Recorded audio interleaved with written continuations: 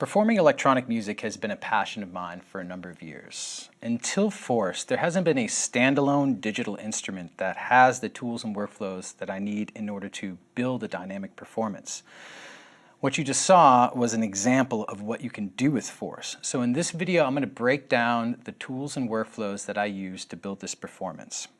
This performance starts off with an arpeggiator on a chord progression that comes with Force. It's really simple. I just have my root chord here, or home, and I switch to the second one, and then back. I already have a clip created. It's a 4-bar clip, so once it reaches the end, it'll automatically loop back, which allows me to move to the next step, which is to switch over to matrix mode. And here I can launch clips independently from the pads. So that really allows me to have an effective workflow when recording, because I don't necessarily need to be on launch mode. I can do all my jumping in and out of clips and launching right here on the pads.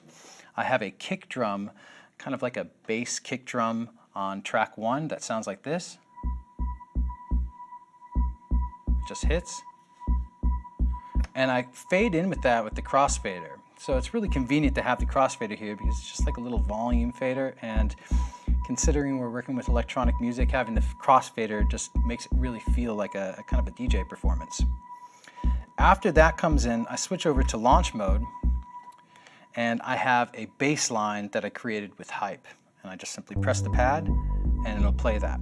I got a filter assigned to my cue links. In fact, I have all of the filters from all of the tracks assigned to the cue links. So I can bring that up slowly. It's a good sounding synth. And after that runs for a little bit, I will jump over to track 7, which has additional percussion, and it also has a snare sample. So I'll input the snare using the step sequencer. I jump over the step, I select the drum that I want, and then I just literally run my fingers across the pads, which input those steps. At that point, I just bring up the filter on the snare. You can hear it a little bit, and I'll jump back into launch mode, and then I launch a vocal.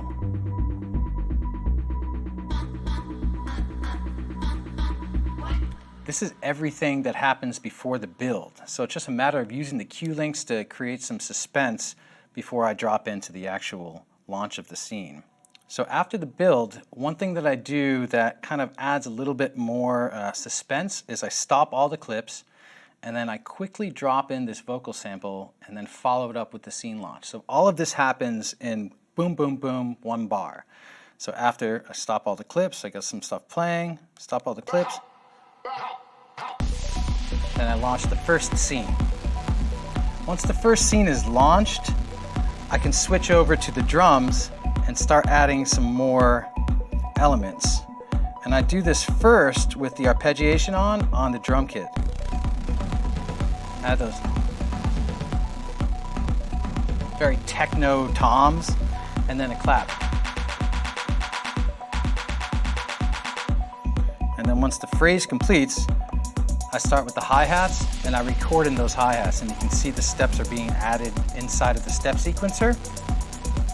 And then I use select to silently select the first open hi-hat, and I add that in. And then after 4 bars, I silently select the second open hi-hat. That comes in. And then coming up is the second scene launch. So I'll mute the kick drum, let that go for a little bit. 1, 2, 3, 4. And then I have the second scene. At this point, it's really easy to keep the track moving with a kick fill.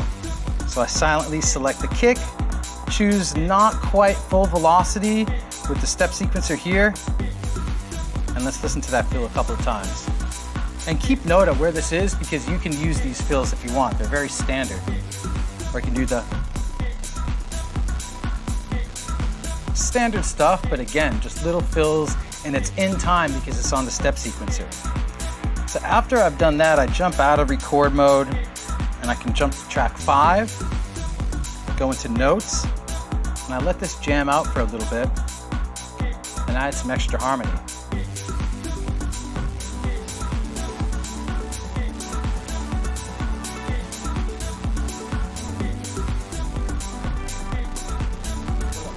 And then I want to bring out everything.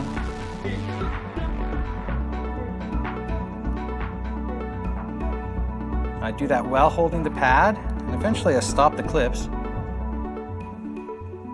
And I can run through these different progressions. But as I'm doing this, I actually have to open up the filter on the drums and on the bass all the way. So when I launch the final scene, it comes in full force. And it's just a matter of bringing it down. You can actually fade out the drums.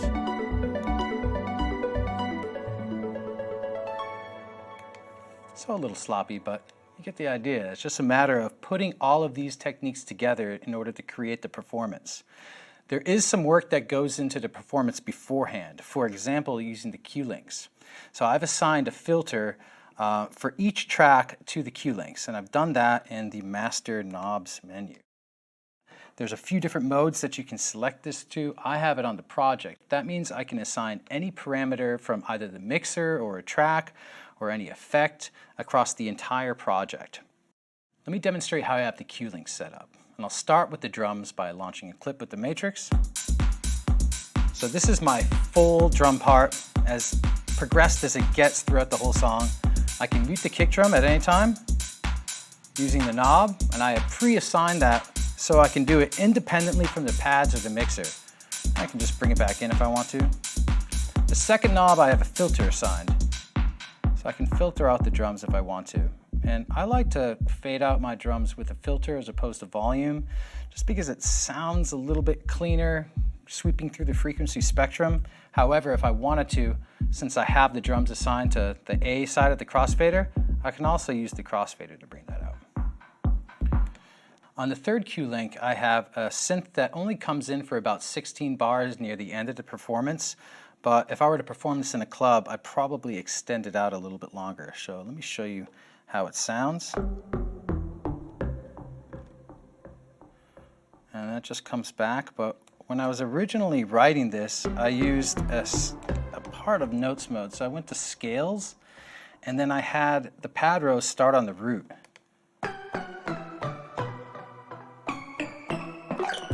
Actually, what I originally did was kind of strum the pads.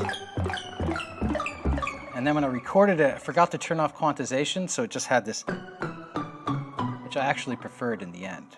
And it's just a lot of fun to play around with this mode, having the root start and then the scale be in between. And I'm on the, I believe, the natural minor scale for this one.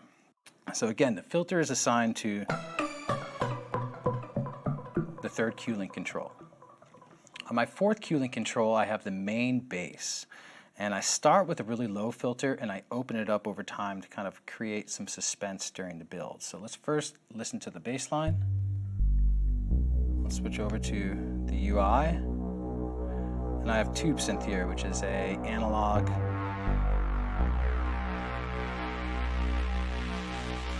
Has that warm analog sound. On cue link 5, I have the filter for my vocal track. So let me show you what the vocal sounds like. I actually have 3 different vocal samples that I bring in. I'm bringing it slowly.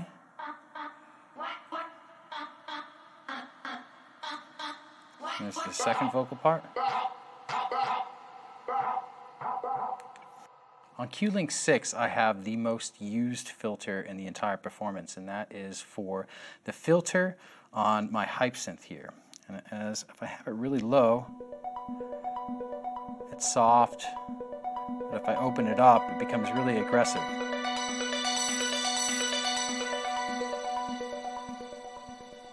On cue link 7, I have a filter on my snare roll track. So I input the steps first, and as they're playing, I bring that open to give some suspense. And the one that doesn't really have the most effect is this sustaining string. You can see if I go into launch mode, on track 6 I have that string playing. If I bring down the filter really low, you can barely hear it. So it doesn't have a huge effect, but it's something that I did want control over just in case I can bring it down during the performance. So that covers the cue links. Let me show you some of the navigation techniques you're going to need to know. And that's basically jumping in between different tracks. You can select your tracks in the matrix view. But for this performance, what I do is I go into record arm, and that allows me to switch tracks quickly. And that navigation is going to be key, understanding how to jump in between launch, note, your step sequence, and matrix. Those are the main 4 views that you're going to have to navigate around during the performance. One of the benefits of performing on Force is how the screen and the pads and knobs interact together. You can have the screen work independently, so I could launch clips, go in and out of record, launch scenes, do all of that on the screen whilst performing on the pads and tweaking the cue link controls, or I could have the screen follow whatever pad that I'm on. So it's really up to you how you want the screen to follow around during the performance. As you can see, Force really does offer the tools and workflows that make performing music simpler than ever. I hope you've enjoyed this overview, and we look forward to seeing how you perform with Force.